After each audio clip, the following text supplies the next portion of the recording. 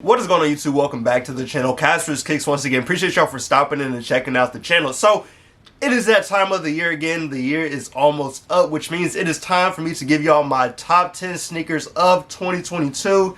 Now, normally I kind of break this up and do like top 10 Jordans or top 10 like Jordan 4s or whatever the shoe that came out the most. But this year, I'm just going to compile everything into one list and rank them top 10 based off that way. We've got a good amount of shoes that came out this week, and honestly, the list was a little bit difficult to come up with, and honestly, I had to go back and like search to see what all came out this year, just because we did get so many shoes this year. But I was able to get it down to around 10, so I have 10, and then I have like 3 honorable mentions that I'm going to talk about. So I'm going to give y'all that list. As always, if y'all have a top 10 for the year, let me know in the comments so we can talk about it. Love to get y'all's opinion and see what y'all thought was the top 10 sneakers for this year. And then, of course, at the end of the video, there will be a quick daily lace up over just a couple early looks that we got at a couple shoes that are set to come out. So, starting off with this top 10 list, and like I mentioned, I had 3 honorable mentions that we're going to jump into before we get into the actual top 10. So, starting off with the first honorable mention, we have the Jordan 1 Taxi. Give y'all that quick 360 on these. Now, I actually really like this shoe, and if y'all watched the video I did on this one, I did do an investment in this shoe.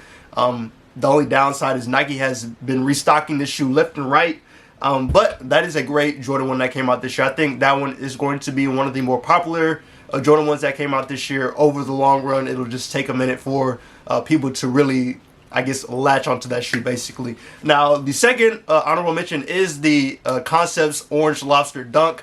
I still have yet to get that shoe in hand yet, but I'm planning on getting a pair at some point. That is one that I need for my personal collection. Yeah, at some point, that'll be my first lobster dunk that I'll get, but I will get it at some point. And then the last shoe is one that I just really, I like the shoe. It's just one that was not easily obtainable, and that is the Off-White Louis Vuitton Air Force 1.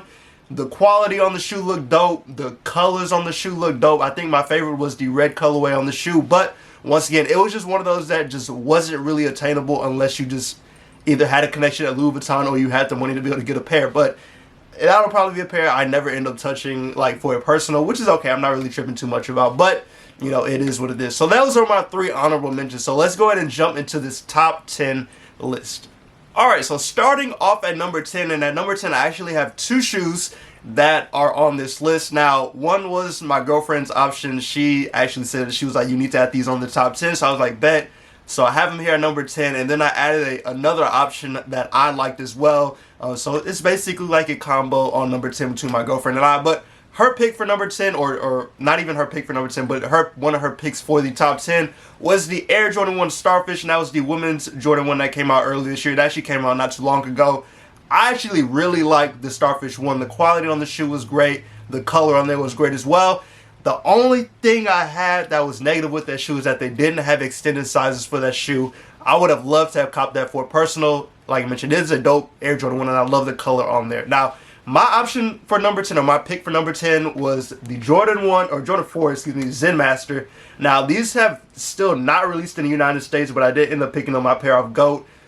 I really, really like the color on these Zen Master 4s. I know not everybody loved this shoe, but for me, this was a must cop. Like, when I had the opportunity to get them for a good price, I pulled the trigger immediately. Like, I was not sleeping. But yeah, I really like the Jordan 4 Zen Master. So those are our number 10s. Moving to number 9, we have the Nike Air Max 1 and Concepts. This is the Far Out colorway. Now, there were 3 different colorways that came out. There was the Far Outs, which is this one. There was the Mellow, and then I believe it was the Heavy was the other colorway that they had. And I believe I had the Far Out, and I think I have the Heavy. I have the Heavy over here. I was not able to get the Mellows. I wanted to, but it just didn't work out. But these are dope. I love the story behind these with the old concerts. I believe it was a Woodstock. I believe it was back in New York. I don't remember off the top of my head, but the detail that went into the shoe, like the concepts that goes around the back side of the shoe here, the bandana that's around the front on the toe box, the denim that you have on the shoe as well, and even like the details in the Nike swoosh that just kind of go back to that, I believe it was like the 80s or 70s. Just the detail on the shoe alone was pretty dope. And then these also I was able to get the special box with these as well, and the special box came with like a bandana and some stickers and a couple other things.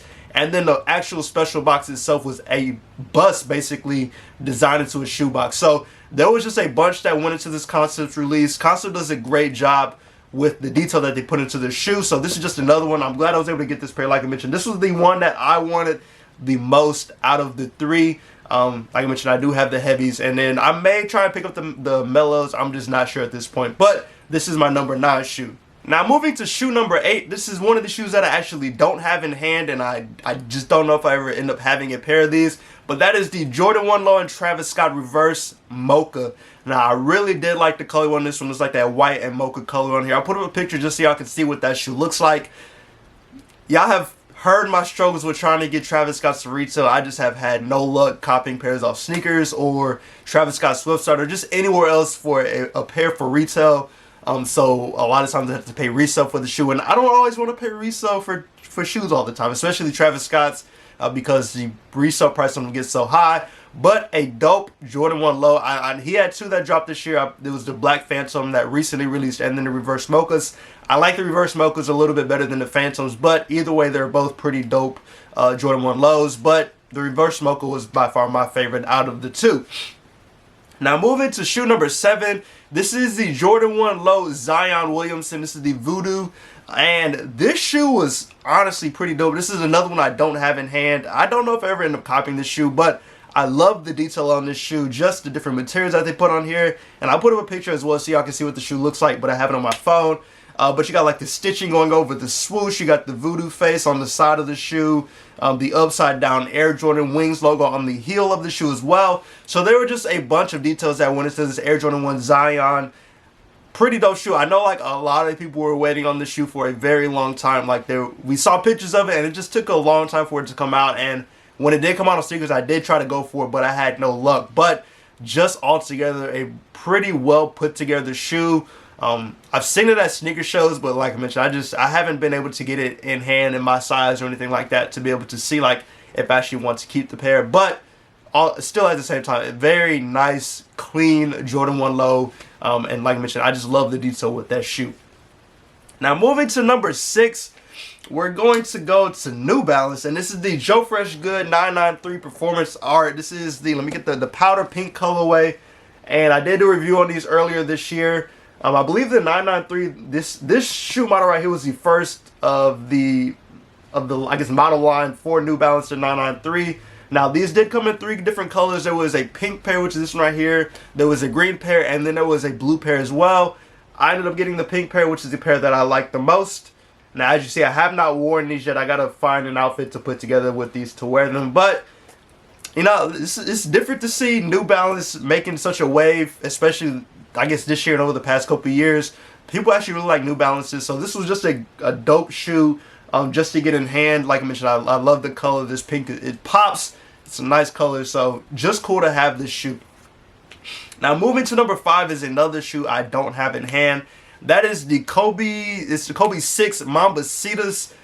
These Mambasitas were absolutely dope. I tried to go for them. I had no luck at all, but it's got that snake skin on there, the black with the white swoosh. It's got Gigi's number on there. I believe Kobe's number's on the other side of the shoe as well.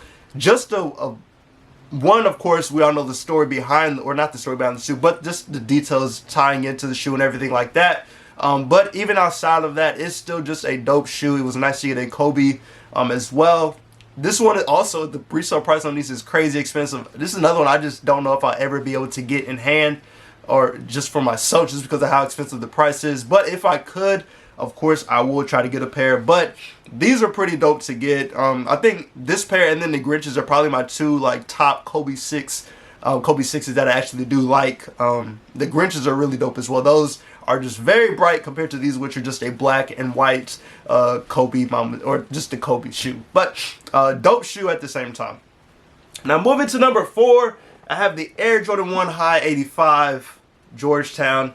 Now these came out earlier in this year, and I feel like people, I don't want to say people slept on these, but people kind of forgot about them just because one, they came out so early, and they came out like months ago. I think it was back in like April that these came out. And also they don't make a ton of pairs of these. I believe it's like 23,000 pairs that they make of the Jordan 1 High 85s. But the Georgetown color is pretty dope.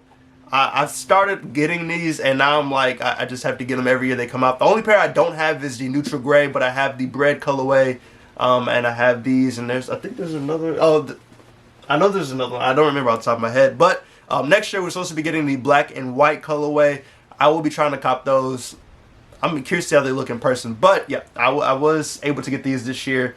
Love the colorway on here. Of course, if y'all know, Georgetown is a school that is Jordan brand, so this is the Georgetown colorways on these.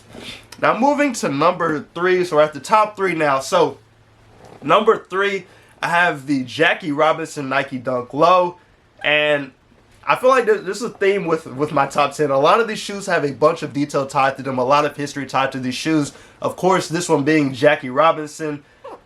Just a well put together shoe. Love like the baseball laces that you have on here. You have this, I believe it's the 75th anniversary for Breaking Barriers, when Jackie Robinson was brought into MLB, or brought into baseball. And then his quote on the side of the shoe as well. And that's just written kind of all throughout. You have his number in silver here. So just the attention to detail with this Jackie Robinson dunk was just, it was absolutely excellent. Even the quality material on here is very nice. It's like a really nice leather behind the swoosh. Even that swoosh has a little texture to it. It's like a furry kind of texture. But just very dope detail that went into this Jackie Robinson dunk. I love what they did with this one. I'm glad I was able to get my size in these. And I think, yeah, these are a size 12, which is a half size up my normal size. But I was like, I just want to get the shoe. If I have to stick with the 12, I will wear the 12. But if I can get 11 and a half, then I would do that. But just, I had to get it in the hand. It's a dope shoe with a lot of history behind it. And just the meaning of the shoe and what goes behind the shoe at the same time. That's why I have the shoe at where it is at number 3. Now, number 2, I feel like it could get some pushback. I'm not sure. I'll be interested to see how y'all feel about this. But at number 2, I have the Air Jordan 4 A Mama Near. Now, I feel like these could have been number 1, but there's just, I don't know. There's just some things with the shoe that don't have it a number 1 for me. One being the color of the shoe. It's not the easiest color to match with, in my opinion. I really haven't even been able to wear these yet. But at some point, I'm going to put them on feet and wear them. But the color is not, I feel like it's not the easiest to match with. And then the other thing that was with the shoe was the insole. The insole is a quilted insole. And I remember when I tried these on and did like my on-feet video for these, it felt a little weird having a quilted insole and walking on it. So I'm curious to see how it's going to hold up over an extended wear whenever I do get a chance to wear these out. But at the same time, once again, another great story behind these. Like, if you enter for these, I did the raffle method, which is where you have to create the video and post it on social media about something that was important to you. And so just having to do that and the story behind it and just various aspects that go into the A Mama Near shoes always makes them such a great purchase, just especially if you can relate to the story that's behind the shoe. But this was a dope shoe. Like I said, it's just the color for me, which was just, it's hard to match with. But I've seen a lot of people put cream laces in these, and I think I'm going to do that, and because I like how the cream laces pop. But it is the cream laces from the Air Jordan 2, I believe, or the A Mama Near 1s, whichever one, but they have those cream laces on there, and I think I'm going to put them in there just to give it that pop to the shoe. Now moving to shoe number 1, and if you don't know what it is the Air Jordan 1 Lost and Found. Yeah, this is shoe number 1 for me of the year. This shoe is absolutely dope. I love the detail, the story. Once again, more story tied to this shoe.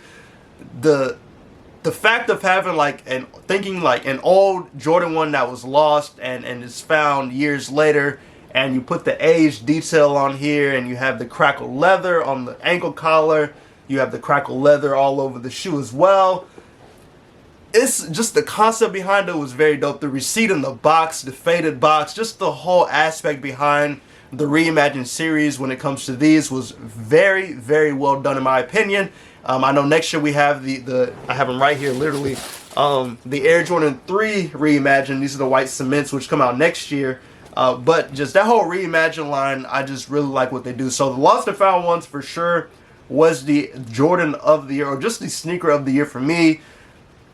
And once again, it's a Chicago Jordan 1 at the end of the day. So, you know, what can you do? I've already doubled up in the pair. I may get a triple up just to have the pair.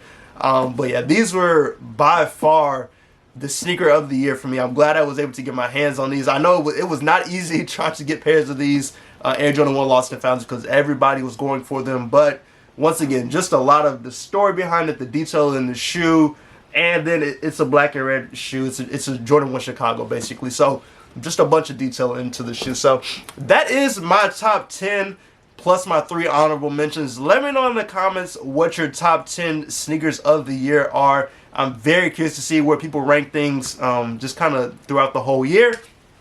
And then we'll go ahead and jump into just a really quick daily lace up. And really the only thing is that we got a word from Site Supply that there is a Nike Dunk SB Heineken 2.0 that is supposed to release in 2023. So whenever that shoe is supposed to drop, I will try to get my hands on it and do a review for y'all. I don't have a date, but that is what Site Supply put out. But as always, appreciate y'all for stopping and go subscribe to the channel. Hit that like button, all notification bells so you can send today when I post new content. As always, should have an early review coming at some point in the next couple of days. Just waiting on the shoe to get to me. But appreciate y'all for stopping and hope y'all enjoy the rest of y'all's week. Enjoy your Friday, and I'll catch y'all in the next video.